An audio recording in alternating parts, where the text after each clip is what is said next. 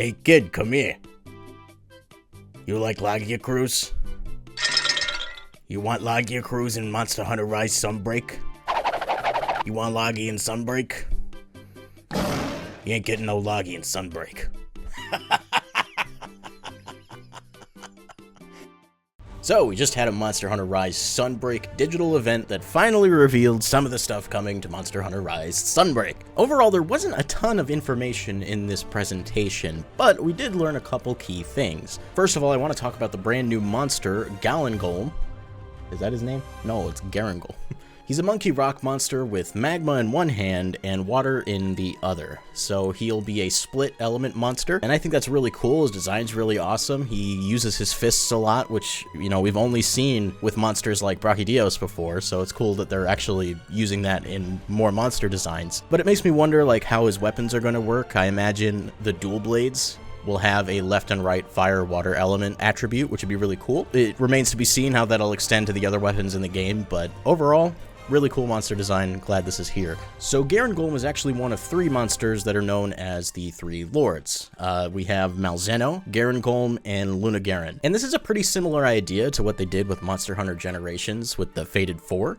So it's kind of cool that we're going back to that idea. It really continues to sell the fact that this is more of a sequel to that line of Monster Hunter games rather than Monster Hunter World. So Lunagaron and Garangolm are regular monsters, while Malzeno is an Elder Dragon. So we have kind of a hierarchy of the three monsters there, which is kind of neat. In addition to that, we got the reveal of the brand new hunting town named Elgato Outpost.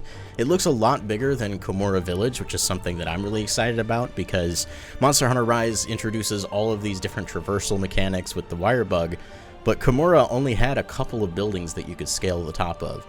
But it looks like Elgato Outpost has a lot more climbable things, and it looks like it's just a bigger open area than what we got with Komura Village, so that's pretty exciting. I also didn't see any direct evidence right away of a bespoke gathering hub, which is something that appeals to me. I feel like the gathering hub should just be the hub itself, because at least in the case of Komura Village, you could travel with your friends anywhere in that area, and you could always see each other, which is not something they did in Monster Hunter World, so I never really felt the need for the gathering hub there specifically. So I just like the idea of having this kind of as an open area where all the things you need are just available to you without having to change what area of the map you're in.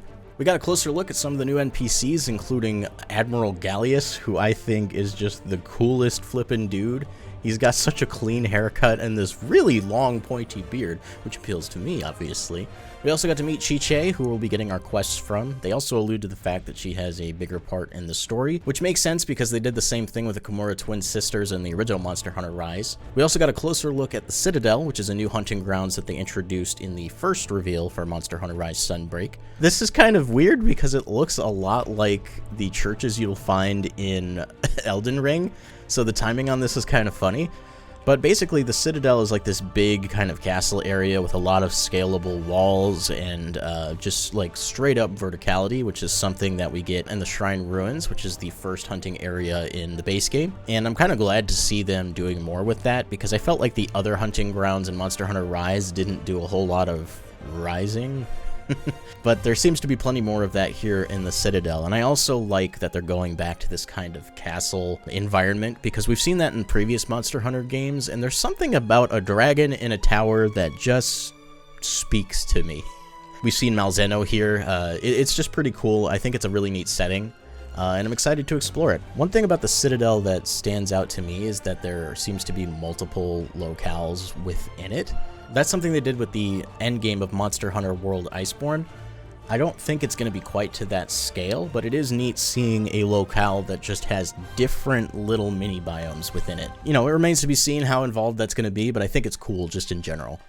So they didn't actually talk about any of this in the actual presentation, but we did get a glimpse at some of the new abilities that you'll be able to use, and one specifically that I wanted to point out was a new wire bug move that lets you latch onto a monster and then drag them towards you, and the example we saw was a hunter using it on a Tigrex and pulling the Tigrex into a wall for a wall bash.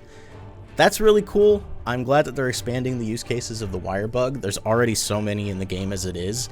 They're just making this tool feel even more versatile, and I love that. We also, I believe we caught a glimpse at some new wirebug moves for weapons specifically. I don't want to comment too much on those until we actually get them explained in greater detail, but having more of those to choose from is going to be great. One thing I hope that there is, and this is usually the case with Monster Hunter, but we haven't seen any bespoke evidence of that yet, at least I didn't notice it right away, is more just basic moves for the weapons. Usually they will reformat the weapons in some way. Obviously there's going to be nerfs and buffs, but usually they'll add attacks to the weapons, so I'm kind of curious to see what they do with that. So we know that, you know, the game's going to include Master Rank as well as some subspecies for monsters that are already in Monster Hunter Rise. We got to look at the Blood Orange Bishaten, which instead of using fruit to fight you, it uses flaming pine cones, which is just the best. I love that. But the thing I wanted to talk about most is the return of another monster, Lagiacrus.